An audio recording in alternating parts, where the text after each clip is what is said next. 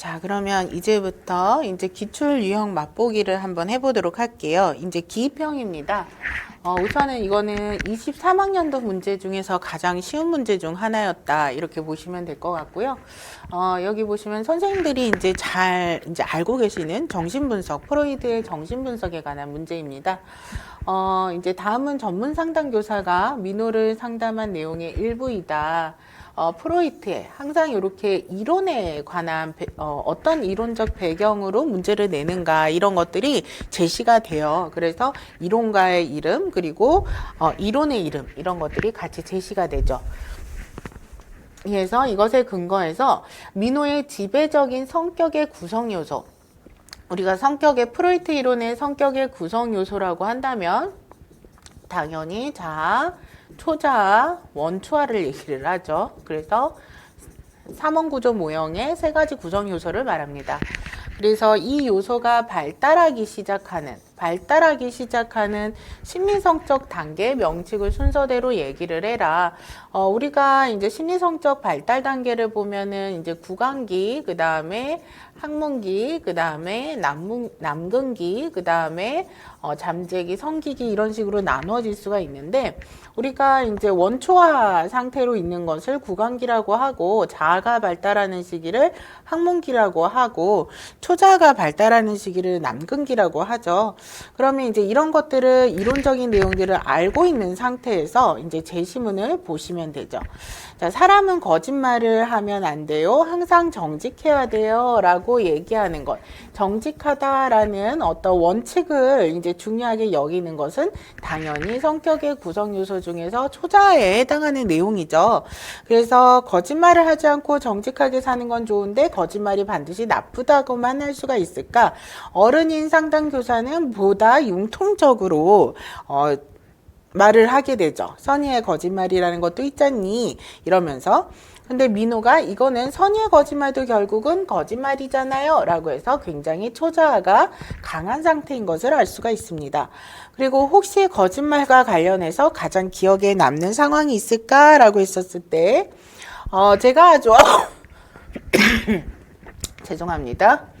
아주 어렸을 때 게임을 했는데 안 했다고 아빠한테 거짓말을 한 적이 있었거든요. 그때 엄청 혼났어요 라고 얘기를 하죠. 그래서 아빠에게 이제 거짓말을 하고 나서 혼나는 것, 그래서 이제 이러한 어떤 아버지를 통해서 사회적인 관습이라던가 도덕에 관해서 배우는 시기, 이런 것들은 남근기다라고 우리가 보면 알 수가 있죠. 그죠? 자, 그래서 이제 이 문제는 우리가 아주 쉽게 풀 수 있는 문제였습니다. 그러면 임용시험 굉장히 쉬운 거 아닌가요? 이런 생각이 또 드실 수도 있죠. 그래서 이런 문제만 나오는 것이 아니죠. 그죠? 그래서 난이도가 굉장히 높은 문제도 나옵니다. 그래서 선생님들이 알고 있는 이론임에도 불구하고 내가 이 이론을 알고 있음에도 불구하고 이 문제는 정말 풀기가 어렵다라고 하는 문제도 있고 전혀 이제 이 이론은 모르겠다. 새로운 이론이다. 이런 문제들도 있어요.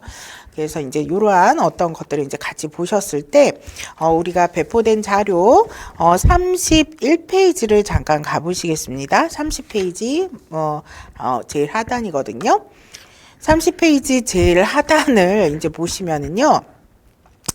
3번, 동그라미 3번을 보시면 2018년 특수화 상담 이상심리학에서 출제된 문제로 민규의 진단과 관련하여 민규 어머니와 나눈 대화인데 작성 방법에 따라서 서술하라 이렇게 되어 있어요. 여기 보시면은 31페이지에 민규가 만 18세인데 이번에 ADHD와 함께 품행장애, 반사회성 성격장애 이렇게 세 가지 진단을 받았다 이렇게 되어 있고 밑에 내용을 보시면 어머니가 민규가 만 5세 때 처음 ADHD라는 진단을 받았는데 너무 놀랬다라는 내용이 나와 있고 또 그 밑에 보시면 디귿에서 9세 때 ADHD와 함께 품행장애 진단을 받았다 이런 내용과 리을을 보시면 15세 이전에 품행장애 증상을 보이는 경우 아동기 발병형 품행장애라고 하더라.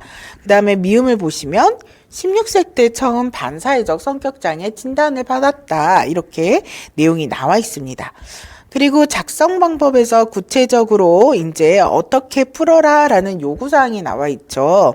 여기 보시면 장애의 지속성 및 공격성 측면에서 아동기 발병형 품행장애의 발달 특징을 청소년기 발병형 품행장애와 비교해서 각각 서술하시오 라는 문제가 나와 있습니다.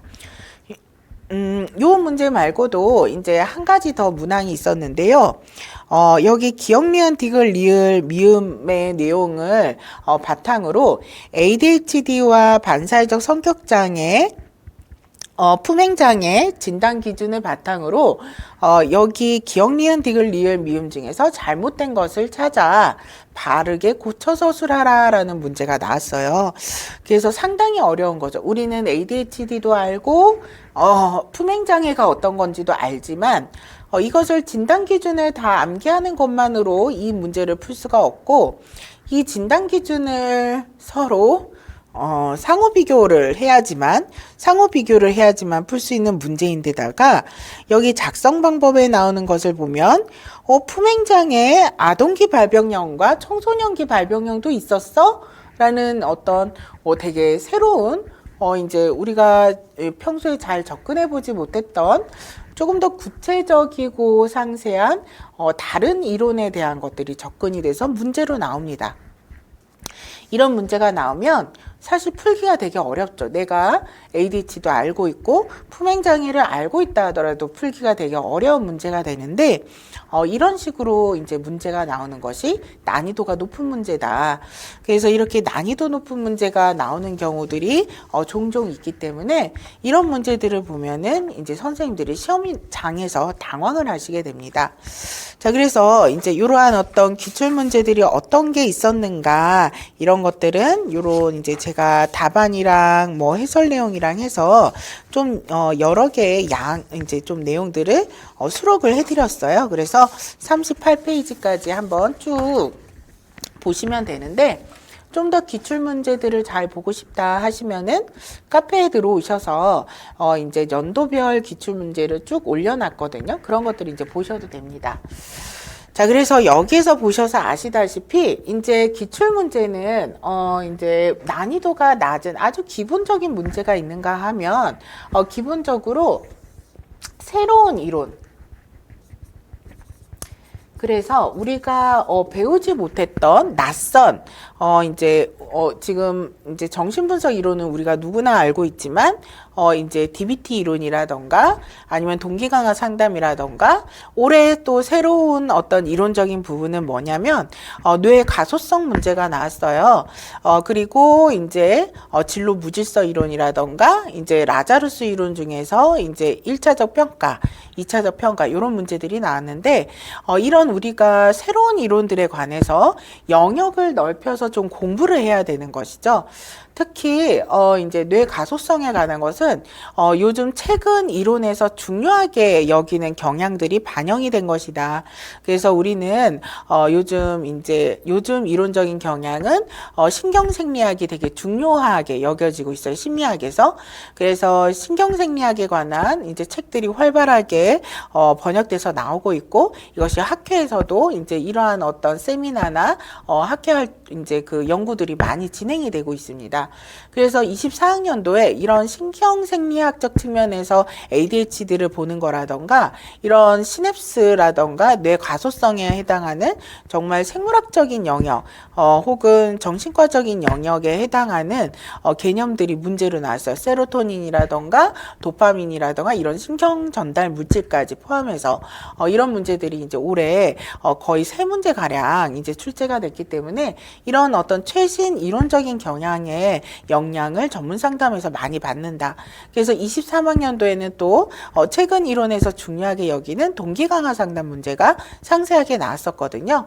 그래서 이런 것처럼 새로운 이론들을 우리가 확장해서 봐야 되는 면이 있고, 이제 두 번째로는 이제 우리가 지금 방금 본 ADHD라던가 품행장애 문제를 보셔서 아시겠지만 아는 이론에 해당하더라도 그 이론을 보다 더 이제 상세하고 전문적으로 공부를 해야 한다.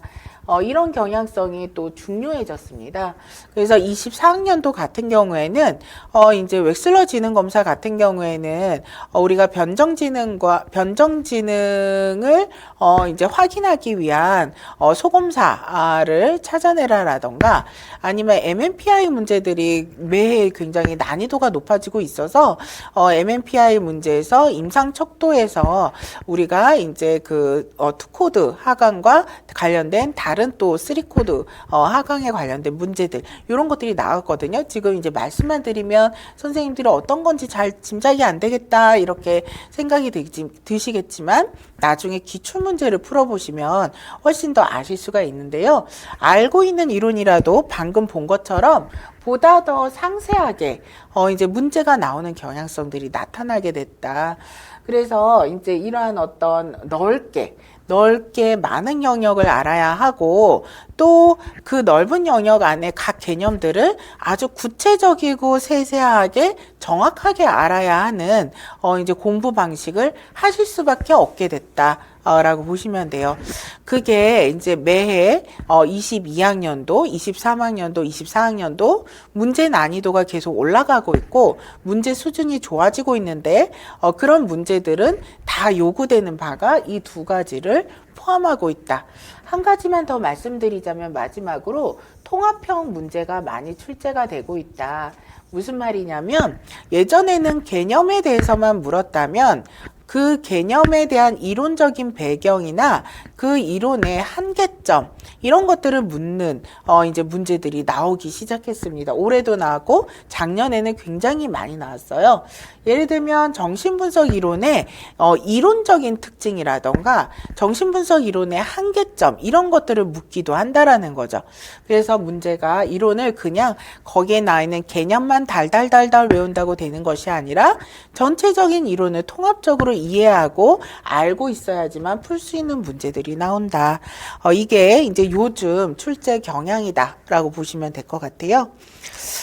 자, 그래서 이제 이러한 어떤 것들 이제 요거는 제가 이제 그 선생님들께 공부를 편하게 하시도록 도와드리는 핵심 구조화 지도의 정신분석 부분의 일부를 발췌를 해서 올려드리는 건데 우리가 방대한 내용을 공부를 해야 하고 그 내용을 상세한 부분까지 잘 봐야 하기 때문에 결국은 우리가 가질 수 있는 전략은 구조화를 잘하는 수밖에 없어요. 암기를 내 머릿속에 구조화해서 덩어리를 이제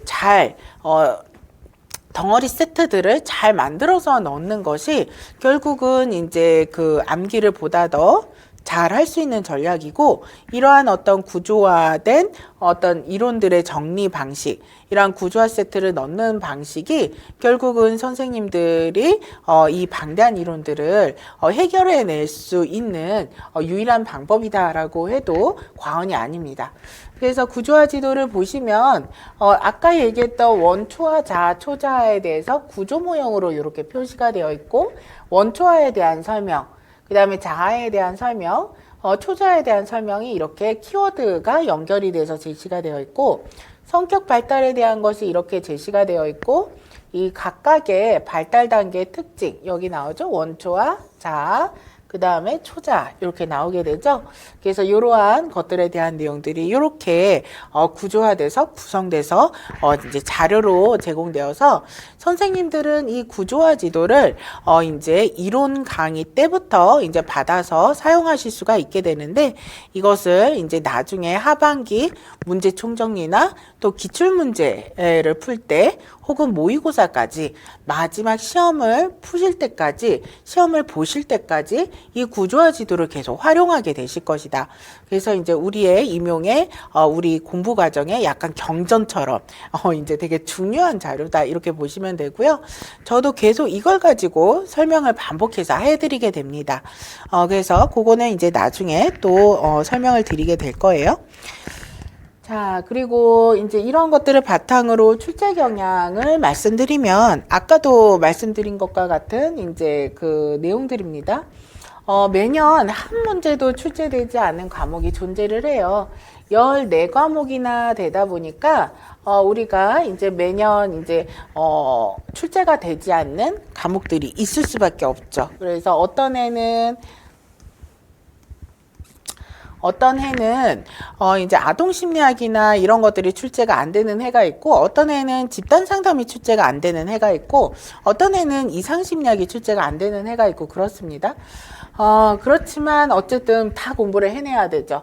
2019학년도에는 아까도 보셨다시피 문제가 명료해서 답안 도출이 점차 쉬워지는 경향이 있었는데 2019학년도까지. 그런데 22학년도부터 점점 문제들의 난이도가 높아지는 특성들을 보이고 있어요. 22학년도에는 문제 수준이 확 높아지는 해였어요. 추론형 문제 이런 것들이 많이 출제가 됐고 23학년도에는 추론형 문제도 나왔지만 보다 지역적인, 그래서 이런 이론이 있었어 라고 이제 놀래는 어떤 문제라던가 아니면 이 이론에서 여기까지나 알아야 돼, 뭐 이제 지능의 삼원구조 모형의 구체적인 하위 단계 이런 식의 문제가 나왔거든요. 그래서 하위 단계 이런 식으로 문제가 나와서 23학년도에는 선생님들이 뭐 이거를 여기까지 알아야 돼 이런 생각이 드는 문제들이 많이 출제가 돼서 이때 굉장히 어려웠습니다. 그 다음에 24학년도에는 우리가 선생님들이 보다 더 안명타당도가 높다라는 말씀을 많이 하시는 것처럼 우리가 아는 범위 안에서 문제가 많이 출제가 됐어요. 그런데 선생님들이 실제로 시험을 보실 때는 적용해서 풀기가 너무 어려웠어요 라고 하시는 것처럼 굉장히 적용을 잘 해내야지만, 구체적으로 내용들을 잘 알고 있어서 구체적으로 적용을 잘 해야지만 풀 수 있는 문제들이 다수 출제가 됐다 24학년도에. 그래서 그만큼 이제 선생님들 문제의 수준들이 보다 더 구체적이고 적용을 굉장히 잘해야 돼요. 적용을 잘해야 되고 새로운 이론 영역들까지도 다 이제 섭렵해 내야 되는 방식으로 이제 매해 문제가 나와 있고, 항상 이제 특히 요즘 3년간의 문제를 보면서 제가 느끼는 거는 이제 강사는 이런 부분의 이론들이 중요하니까 선생님들 공부합시다 라는 거를 이제 방향성이나 범위를 잡아주는 역할들을 이제 우선적으로 하게 되는데, 문제를 잘 적용해서 풀어내는 것은 이제 어떤 부분에선 선생님들께 좀 맡겨야 되는 부분들이 있는데, 문제를 잘 적용해서 풀어내는 것이 시험 현장에서 정말 녹록치가 않다. 정말 녹록치가 않아서 이런 부분에 대해서 선생님들이 이제 잘 훈련하는 이제 준비들이 필요하겠다라는 것을 매년 느꼈고 올해 또 더 느꼈다라고 보시면 돼서 중요합니다. 자, 그 다음에 작성 방법에 따른 요구 조건이 점차 많아져서 한 이론, 예를 들어서 한 이론 문제가 4점 배점짜리 서술형이 있으면 여기에서 이론이 2개가 들어가거나 4개가 들어가거나, 그래서 이제 어떤 심한 경우에는 뭐 3개, 4개 들어가기도 하고요. 이제 2개가 들어가거나 이런 식으로 하게 된다라는 거죠. 그래서 요구 조건이 많아져서 한 제시문에 여러 이론이 혼재돼서 적용되는 경향성이 있고, 아까도 얘기했듯이 이론의 배경, 뭐 치료 목표, 상담자의 역할, 한계 등 통합적인 이해가 필요한 문제가 증가하고 있습니다. 그리고 아까도 얘기했듯이 각 전공 지식을 보다 구체적이고 실제적으로 적용해서 원리 등의 근본적인 이해가 필요한 문제들이 또 많이 나오고 있고, 매해 이제 문제의 난이도가 높아지는데, 아예 처음 보는 이론의 문제라 하더라도 예를 들면 24학년도에 진로무질서 이론이 나왔는데, 진로무질서 이론의 유인자 유형, 이제 하위 단계의 유인자 유형을 이제 쓰라라는 문제까지 나왔어요. 그래서 처음 출제가 되는 이론적 영역이라 하더라도 구체적인 사례 적용, 구체적인 하위 단계까지 문제가 나와서 난이도가 높게 출제가 되는 경향성이 계속 반복이 되고 있다. 그리고 기존 출제 영역과 주변부에서 출제가 반복되는 경향성이 지속이 되고 있다. 그래서 선생님들 이제 항상 중요한 건 기출이다. 그래서 우선 기출이 최소한 50% 이상은 출제가 된다라고 보셔야 돼요. 그래서 이제 문제가 좀 쉽게 출제가 되는 2019학년도까지는 그리고 이제 2021학년도에도 문제가 쉬웠었거든요. 그래서 2019학년도까지 그리고 플러스 2021학년도에는 기출문제만 잘 이제 공부하신 선생님들, 뭐 이제 심지어 21학년도에는 기출문제를 제가 9번 풀었어요 하신 선생님들이 고득점으로 합격을 하시는 경우들이 꽤 많았어요.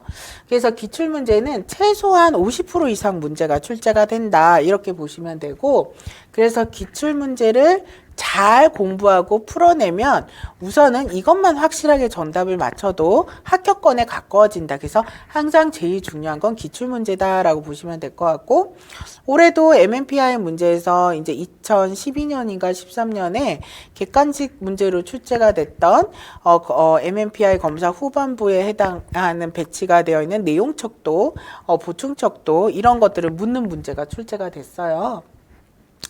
그래서 이제 이러한 것들이 이제 항상 중요하다라고 보시면 될 것 같고요. 그러나 이제 그래서 기출 문제를 잘 보는 것이 방향을 잡는 데 중요하죠.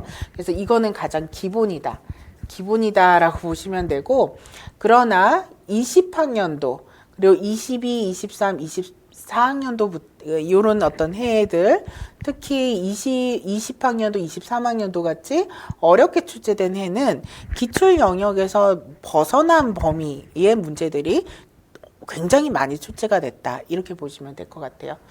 그래서 꼭 그런 것은 아니기 때문에 다 해내야 된다라고 보시면 되고, 교육학, 심리학, 교육심리학 쪽에서도 많이 출제가 되니까 이런 것들 봐야 하고, 전공 이해와 실제전 적용 문제가 많이 출제가 돼요. 19학년도에는 교육심리학 문제가 많이 나왔어요.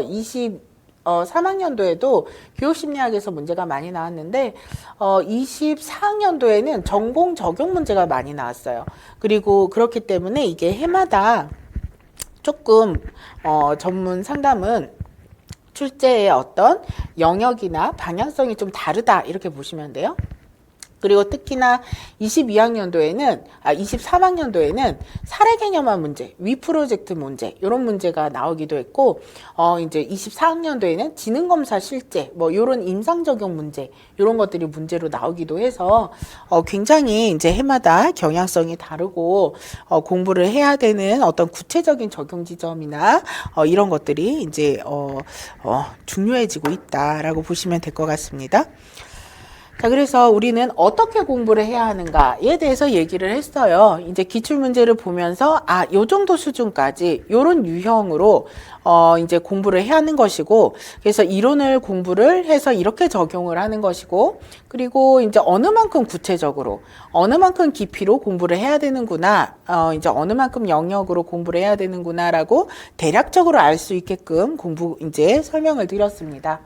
자, 그래서 이제 우리가, 무엇을, 얼마나, 어떻게 공부를 해야 하는가, 이런 것들을 이제 조금 같이, 이제 다 나누었다라고 보시면 되고요. 여기 보시면은 이제 배포된 자료를 보시면 39페이지에 기출문제 영역의 변천 과정 이런 것도 이제 나와요. 요거는 우리가 기출문제 분석 강의를 들으시면 이런 자료들은 다 배포가 되는 건데 연도별로 이제 뭐 예를 들면 여기 자료에 나와 있는 것처럼 유흥 이론이 2005년부터 2015년 특시까지 이렇게 자주 출제가 됐구나라는 걸 알 수가 있으면 유흥 이론이 중요하다. 다른 이론보다. 그래서 빈출이 많이 되는 이론들, 뭐 유흥 이론은 빈출이 많이 되는 이론이고 반두라 이론도 굉장히 빈출이 많이 되는 이론이거든요. 이런 이론들은 이제 전체적으로 꼼꼼하게 공부를 해내야 되겠구나. 이런 것들에 대한 이제 공부의 양과 수준에 대한 방향성을 기출문제 분석을 통해서 알 수가 있어요. 그래서 기출문제 분석을 통해서 그걸 알 수가 있는데 이런 자료들이 기출분석 강의에서 제공이 됩니다. 그래서 이제 융은 이렇게 잘해야 되겠네. 반두라는 잘해야 되겠네. 융이 이렇게 중요한데 16학년도, 17학년도, 18학년도 3년간 안 나왔네. 그러면 더욱더욱 중요하겠네. 이러면서 이제 공부를 한다라는 거죠. 실제로 여기 마르시아 이론이 2016학년도에 문제가 출제가 되고 2023학년도까지 문제가 출제가 오랫동안 안 됐어요. 근데 마르시아는 청소년 정체성 이론에서 되게 중요한 이론이죠. 그리고 아주 긴 기간 동안 문제로 안 나왔기 때문에 당연히 24학년도에 문제로 출제될 가능성이 굉장히 높다라고 강조를 드렸고, 그래서 24학년도에 문제가 출제가 됐습니다. 그래서 이런 것들을 예상할 수 있게 해주고 방향성을 잡게 해주는 거가 기출 분석이다. 그래서 항상 선생님들은 이론 강의가 끝나고 나면 기출 분석 강의를 들으면서 이제 중요도, 이론의 중요도랑 그 다음에 무엇을 잘 살펴봐야 되는지에 대해서 이제 잘 가늠하고 보셔야 되고, 그것을 통해서 이제 공부의 방향성과 이제 이런 것들을 잡아 가셔야 합니다. 그 다음에 반복 출제되는 것은 항상 난이도가 높아집니다. 그래서 웩슬러 지능 검사도 이제 대표적으로 반복적인 출제되는 어떤 영역이고, 그 다음에 MMPI도 지금 최근 6년간 계속 출제가 되고 있어요. 최근 6년간 계속 출제가 되고 있거든요. 그러면은 당연히 매년 난이도가 높아지고 질 수밖에 없거든요. 그래서 이렇게 반복 출제되는 것은 난이도가 점점 매년 높아지는 경향성이 있다. 이런 것들을 이제 알고 공부를 하셔야 되는 거죠. 우리가 아까 풀어본 품행장애 문제도 이제 자주 반복되는 문제여서 그렇게 어렵게 출제가 됐다. 그래서 이처럼 기출은 얼마만큼 공부를 해야 되는지, 어떻게 공부해야 되는지, 어느 만큼의 심도로 공부를 해야 되는지를 알 수 있게 하기 때문에 전문상담, 임용고시 공부에 나침반 같은 역할을 한다. 이렇게 보시면 돼요. 그래서 기출 분석은 항상 중요하다. 기출 문제는 항상 중요하다라고 생각하시면 됩니다. 여기서 이제 기출 문제 주변에서 50% 이상은 매년 나오니까 당연히 제일 중요하다라고 보시면 되고, 많이 나오면은 60%, 70% 나오고, 적게 나오면은 이제 50% 정도 나오고, 이렇게 된다라고 보시면 돼요. 자, 그 다음에 43페이지를 보시면 요거는 그냥 참고로 보시면 되는데, 2015년부터 2024학년도까지 최근 10년간 전문 상담 과목별로 어떤 문제들이 출제가 됐었는지 쭉 이제 써드린 내용이에요.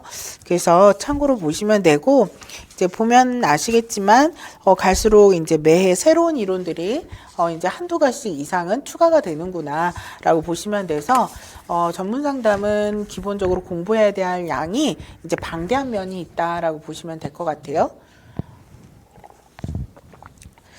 그리고 49페이지를 보시면은 이런 어떤 최근 출제 경향에 대해서 조금 더 상세하게 내용들을 정리했으니까 시간 날 때마다 읽어보시면 될 것 같습니다.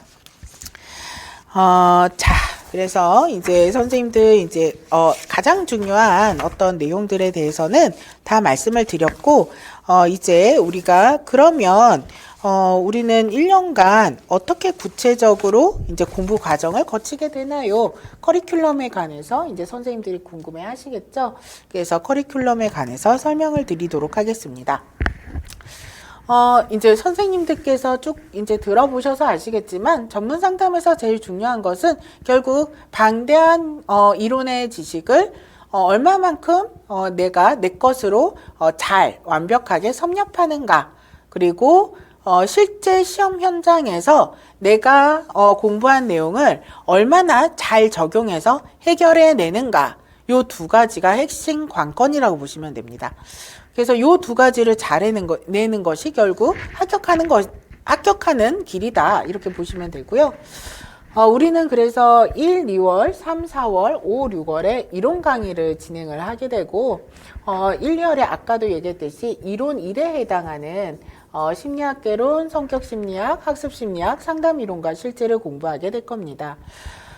이론 강의를 하는 동안에 우리는 이제 서브노트가 제공이 될 거예요. 서브노트는 이제 선생님들이 괄호 빈칸을 채울 수 있게 하는 이제 그 이론, 그 주차에 공부한 이론의 부분을 이제 요약 노트, 우리는 이제 교재가 3가지거든요. 그래서 기본서, 그 다음에 아까 얘기했던 핵심 구조화 지도, 그 다음에 요약 노트, 이렇게 3가지로 진행이 됩니다. 핵심 구조화 지도는 덩어리로 암기하기 좋게 만든 되게 이제 전체 이론을 축약해서 이제 들어가게 된 어떤 마인드맵처럼 들어가게 된 자료라고 보시면 되고, 요약 노트는 그냥 목차별로 이렇게 조금 더 깔끔하고 단순하게 정리된 자료라고 보시면 됩니다.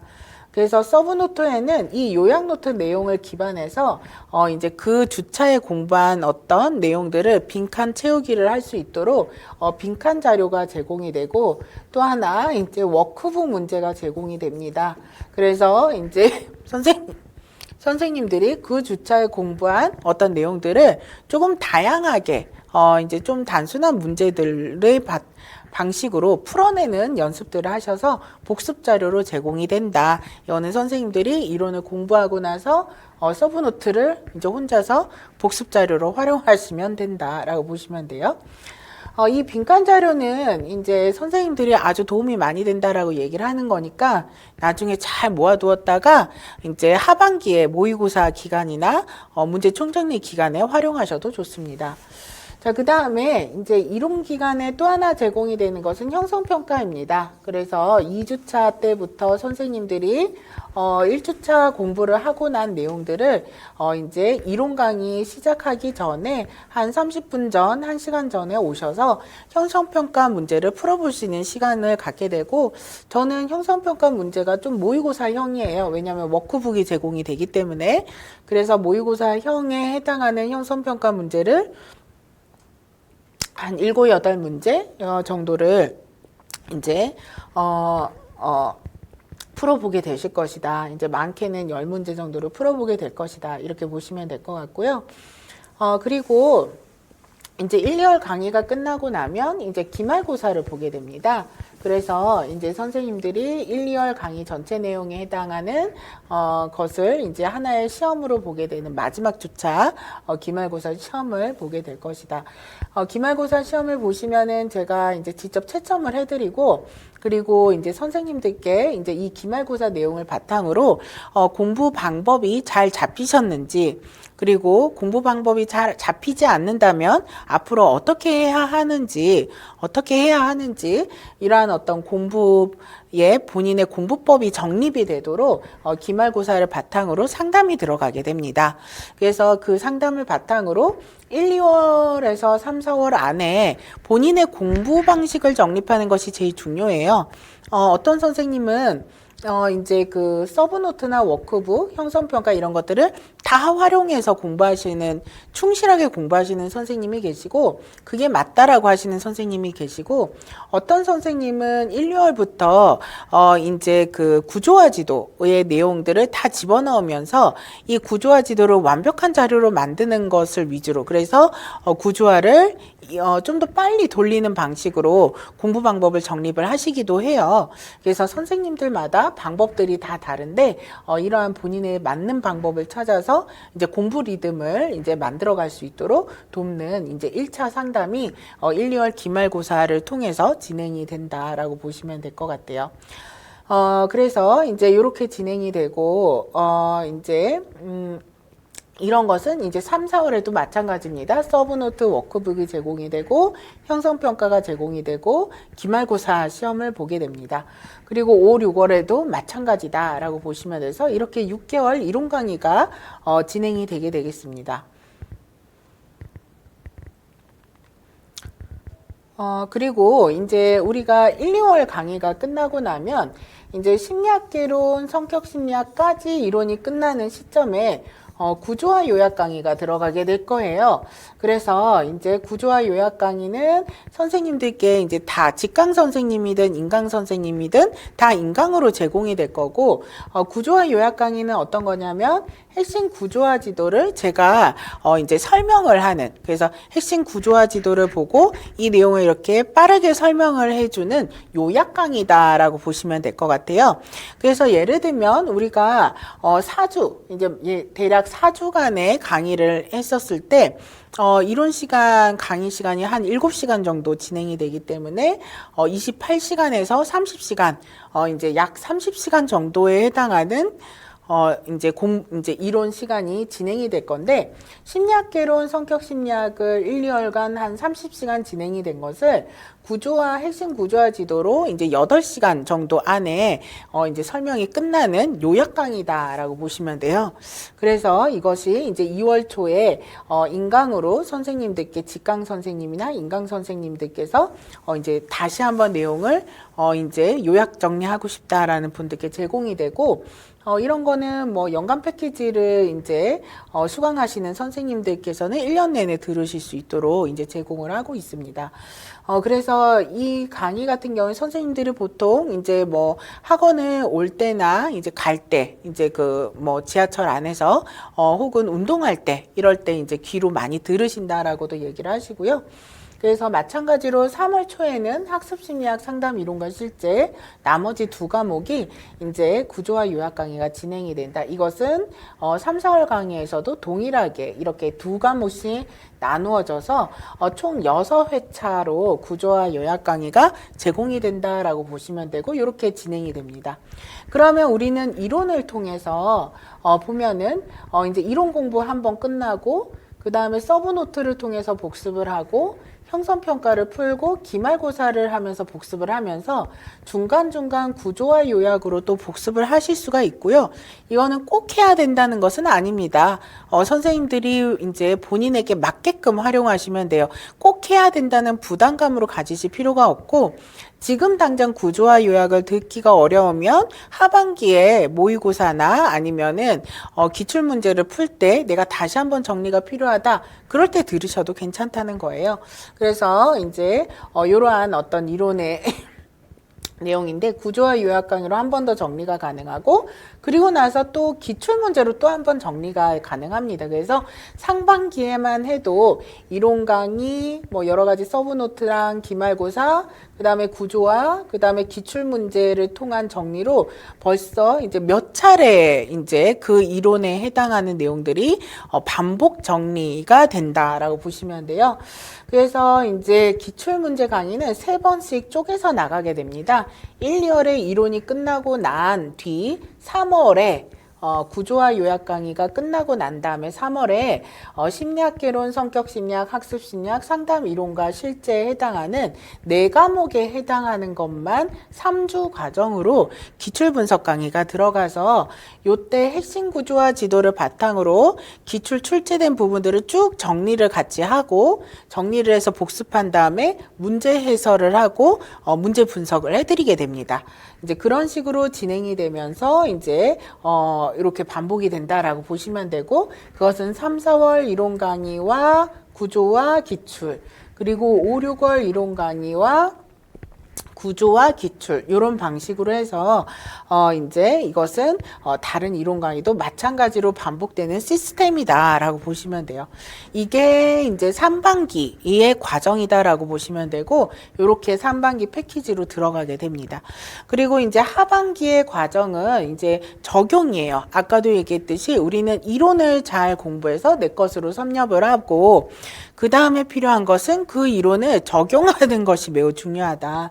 그래서 이 적용에 관한 훈련을 위해서 7, 8월 문제 총정리 강의가 이제 10주간 진행이 되고, 9, 11월 이제 실전 대비 모의고사 강의가 이제 10주간 진행이 됩니다. 7, 8월 문제 총정리에서는 이제 우리가 배웠던 전체 이론에 대한 내용들을 되도록이면 빠짐없이 문제로 만날 수 있도록 문제를 출제를 하고 있고요. 과목별로 진행이 돼서 과목별로 정리를 할 수 있게 해드리고 있습니다. 심리학개론, 성격심리학, 학습심리학, 상담 이론과 실제 요 순서대로 과목별로 정리가 들어가고, 문제 총정리 때도 이제 핵심 구조화 지도로 구조화 정리를 하면서 이론 내용들을 요약 정리를 해드리고, 그 다음에 문제 해설 풀이가 들어가게 돼서 또다시 전체적인 반복이 진행이 되게 된다. 그리고 구체적인 어떤 부분에서도 빠짐없이 하기 위해서 보충 문항이 제공이 되어서 우리가 이제 문제 총정리 문제로 만날 수, 이제 다 다룰 수 없는 것들은 보충 문항을 통해서 선생님들이 공부를 하실 수 있게 해드리고 있습니다. 그리고 9, 11월 실전 대비 모의고사 10주간에는 우리가 매주 모의고사를 통해서 23문항에 해당하는 전공 모의고사를 통해서 실력을 이제 가늠을 하게 되는 때인데요.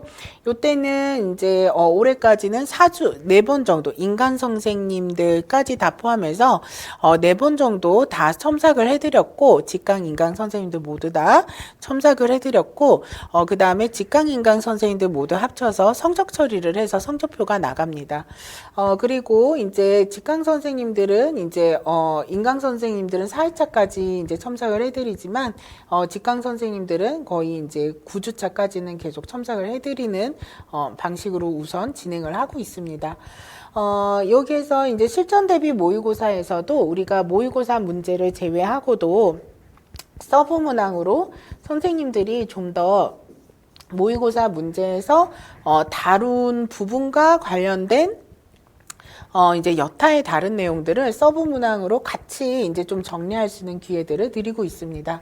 그래서 이제 전체적인 과정을 이제 보시면 제가 이제 중요하게 여기는 것은 우리가 이제 어차피 많은 내용들을 공부를 해야 되기 때문에 그 많은 내용들을 되도록이면은 계속 반복된 과정을 통해서 계속 구조화된 어떤 방식을 통해서 이 내용들을 갖다가 확실하게 선생님들 것으로 정립할 수 있게끔 도와드린다. 강의 안에서 도와드린다. 그래서 이거를 목표로 하고 있고 이런 식으로 해가는 과정이다라고 보시면 될 것 같고요. 그러면서 선생님들께서는 이제 여러 번 반복드리지만 각 이론들을 조금 더 이제 내 공부로 구체적으로 이제 만들어가는 시간들을 가지셔야 될 것 같습니다. 이게 이제 연간 강의 일정이다라고 보시면 될 것 같고요.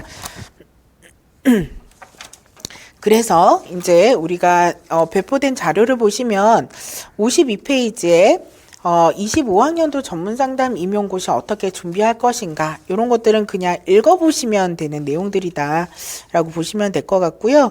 그래서 이런 것들 읽으시면서 이제 이렇구나 저렇구나 라고 생각을 해보시면 될 것 같아요. 그래서 그리고 57페이지를 보시면 선배 선생님의 합격 소감 이런 것도 이제 써놓은 거 일부가 있고, 카페에 들어오시면 합격하신 선배 선생님들이 이제 합격 수기들을 이제 쭉 많이 올려놔 주셨어요. 그래서 그거를 보면 1년간 어떻게 공부를 해야겠구나라는 것을 아실 수가 있게 되거든요. 그래서 이러한 합격 수기 이제 한 번씩 이제 살펴보셔도 좋습니다.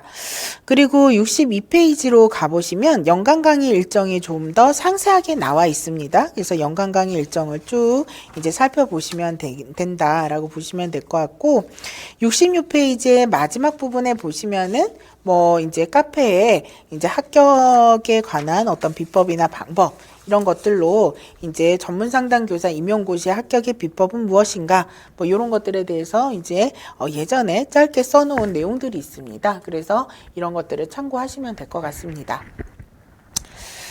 자, 그래서 이로써 선생님들이 이제 전문상담 임용고시 시험을 보기 위해서 이제 1년의 과정을 어떻게 이제 보내야 되는가 이런 것들에 대해서 그림이 좀 정확하게 잡히셨을 것이라고 생각을 해요. 그리고 실제로 이제 해보셔야지만 이제 이런 것들이 조금 더 구체적으로 명확해지시겠죠. 그래서 이제 이런 것들은 그런 안내 강의다. 선생님들이 어떻게 해가시면 되는지 알려드리는 안내 강의다라고 보시면 될 것 같고요. 시험이 이제 TO가 이제 적어지게 되고 또 선생님들이 매년 실력이 좋아지고 계세요. 임용시험이 이제 녹록치 않아졌다라는 것을 선생님들이 이제 알게 되고 받아들이시게 되면서 이제 대부분 이 시험을 준비하시는 선생님들이 굉장히 열심히 준비를 하십니다.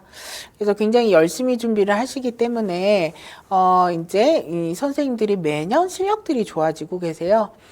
그래서 이제 예전에는 앞서서 말씀드렸던 것처럼 기출을 잘 분석하고 또 내가 이제 조금 어떤 기본적인 내용들만 세팅을 정확하게 잘 해도 합격이 이제 충분히 되었었지만 이제 22학년도 이후부터로는 그런 방식의 공부 방법이 사실은 이제 조금 합격에는 조금 어려워지게 됐고, 23학년도 특히 요때 TO가 줄어들게 되면서 이제 공부를 적용을 정말 잘 해내야 되고, 그래서 정확하게 공부를 해야 되고, 그 다음에 이론에 대한 내용도 굉장히 넓게 많이 섭렵을 해야지만 이제 좋은 점수로 합격을 할 수 있는 이제 그런 어떤 때가 됐습니다. 그래서 이제 이런 부분에 대해서 알고 시작을 좀 하셔야 되는 면이 분명하게 있고요.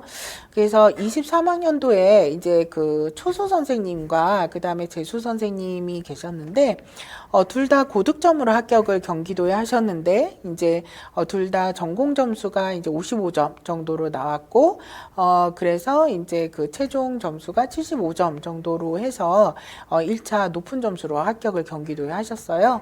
그런데 이제 초소 선생님의 경우에는 어떤 식으로 공부를 하신 분이셨냐면, 이제 그 제가 제공해드렸던 서브노트라던가 형성평가, 이런 내용들을 이제 굉장히 성실하게 빠짐없이 9주차의 내용들의 이 공부들을 자기가 잘 정리를 해서 매주 충실하게 공부를 하셨던 선생님이셨습니다. 그리고 이제 재수 선생님 같은 경우에 또 어떤 선생님이셨냐면, 이제 주어진 자료들을 이제 활용을 하는 것을 충실하게 하는 것도 있었지만, 이 선생님이 굉장히 주체적으로 공부를 하는 사람이었어요. 그래서 이 선생님 같은 경우에는 이제 주어진 이론에 대한 어떤 공부뿐만 아니라, 강사님이 이런 부분에 대해서 강조를 했지만, 이 강조된 부분에서 조금 더 구체적인 내용들을 더 들어가 보자. 또 구체적인 내용을 들어가 보자. 내가 이제 이거를 잘 해내기 위해서는 조금 더 이제 대비를 해보자. 조금 더 구체적으로 해보자. 이런 어떤 주체적인 공부를 하시는 선생님이셨어요. 그래서 그 선생님이 하신 말씀이 굉장히 이제 기억에 남는데, 출제자의 의도를 항상 생각하면서 문제를 풀었고, 제가 제공해주는 형성평가나 아니면 문제청정리나 모의고사에서 지문을 분석을 할 때 그것이 정답과 상관이 없다 하더라도 그 지문에서 관련된 다른 개념들이 언급이 되면 걔네들을 갖다 다 이제 적용을 문장마다 해보면서 계속 적용하는 훈련들을 하면서 이제 문제 총정리와 모의고사 문제를 풀었다라고 얘기를 하셨는데, 그게 굉장히 이제 그 선생님께 도움이 많이 됐었던 것 같고, 특히 아까 말씀드렸던 적용을 잘 해내는 것, 그래서 현장에서 적용을 잘 해내는 것이 굉장히 더 많이 중요해지고 있는데, 그런 부분 안에서 그 선생님이 잘 훈련되는 방법들을 선택을 했다라는 것을 알 수 있었어요. 그리고 재수 선생님들, 즉 N수 이상인 선생님들이 가장 경계해야 하고 가장 노력해야 될 것 중에 하나는, 지금 방금 말씀드린 선생님도 그랬는데, 이 선생님은 다른 강사분에게서 듣다가 이제 저한테 넘어오신 선생님이셨는데, 이 선생님은 다시 처음으로라는 마음으로 시작을 하셨다고 하더라고요. N수 선생님께는 그게 가장 중요합니다.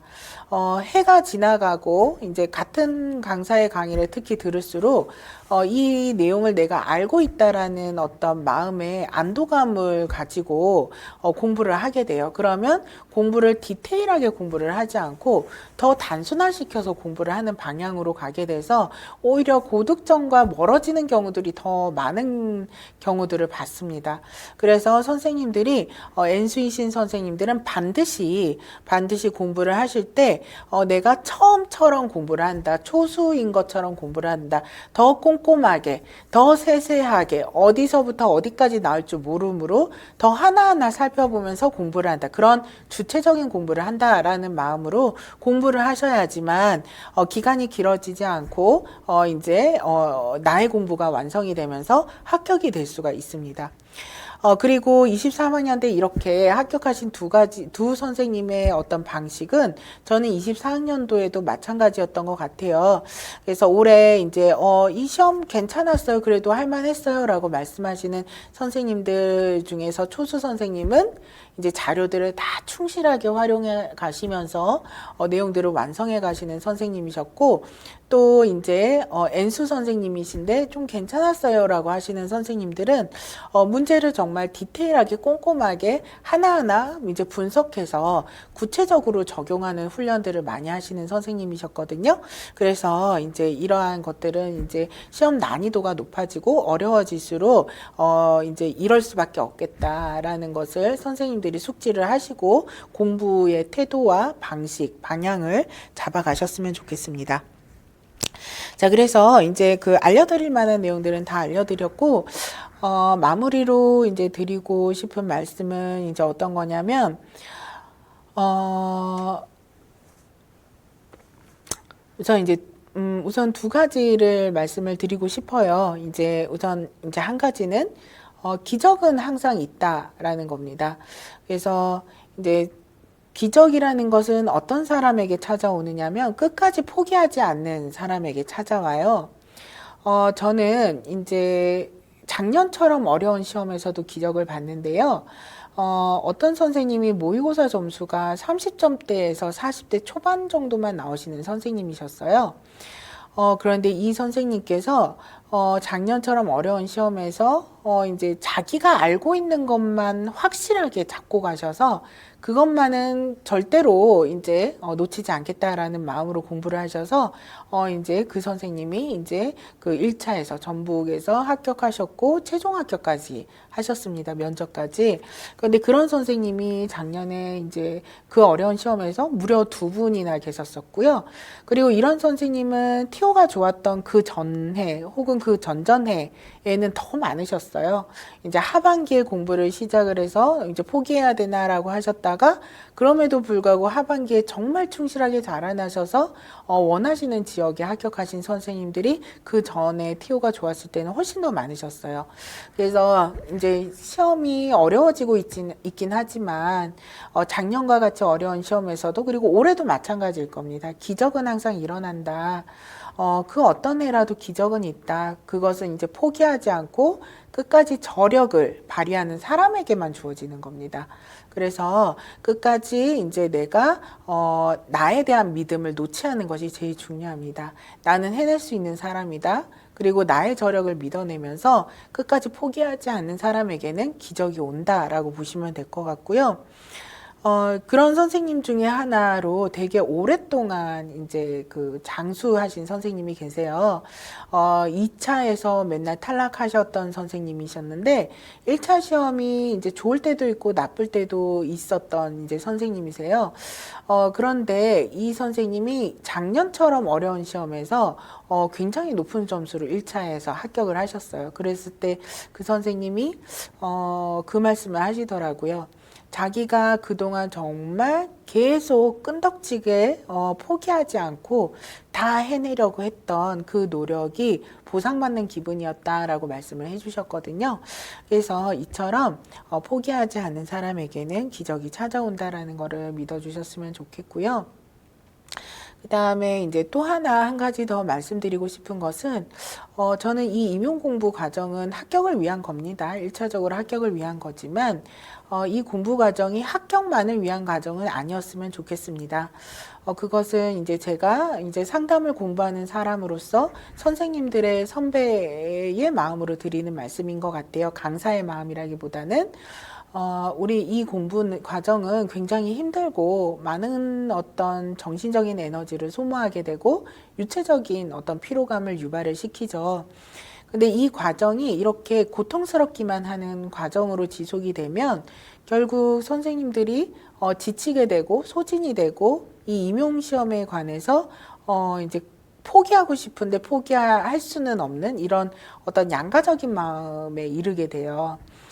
그렇기 때문에 우리는 그렇게 공부를 할 필요가 없습니다. 사실은.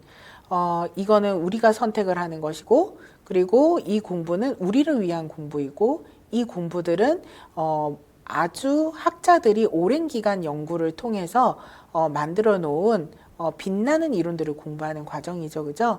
그렇기 때문에 선생님들이 지금 임용 공부 과정에서 공부했던 모든 이론과 내용들은 나중에 임상 현장에서 굉장히 큰 도움이 되는 공부들입니다. 저 역시 이 강의를 하면서 그랬었고요. 그렇기 때문에 이 공부 과정 자체가 선생님들께 그냥 과정의 배움으로써 그 과정의 즐거움으로써 그리고 내가 성장하는 어떤 시간으로서, 그리고 내가 어려운 도전을 해보는 사람으로서에 대한 나의 어떤 내적 성장을 이루는 과정으로서 이 시간을 생각해 주셨으면 좋겠고, 그래서 이 시간 자체가 과정 자체로도 선생님들께 의미가 있고 충분한 시간이 되게 만들어 주셨으면 좋겠습니다.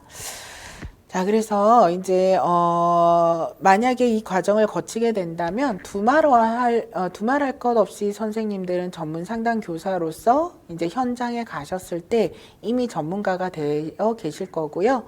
앞서서 말씀드렸던 이제 이거를 강의를 시작하면서 말씀드렸던 현장에 나가서 아이들의 생명을 지켜주는, 그래서 자해를 하거나 자살 시도를 하거나 아니면은 이제 학교 폭력을 하거나 아니면 너무 우울 불안이 있거나 이런 여러 가지 마음의 아픔과 고통을 겪는 이제 우리의 아이들에게 선생님들께서 새 생명을 줄 수 있고 새로운 삶의 기회를 줄 수 있는 전문 상담 교사가 되실 수밖에 없을 것입니다. 이 과정을 선생님들이 충실하게 해내게 되시면은요. 그래서 그런 과정으로서 의미를 가져주셨으면 좋겠습니다. 자, 그래서 이로써 이제 2025학년도 이제 전문 상담 교사 임용시험 대비 이제 합격을 위한 설명 과정을 마치도록 하겠습니다. 전문 상담 박문각 정혜영이었습니다.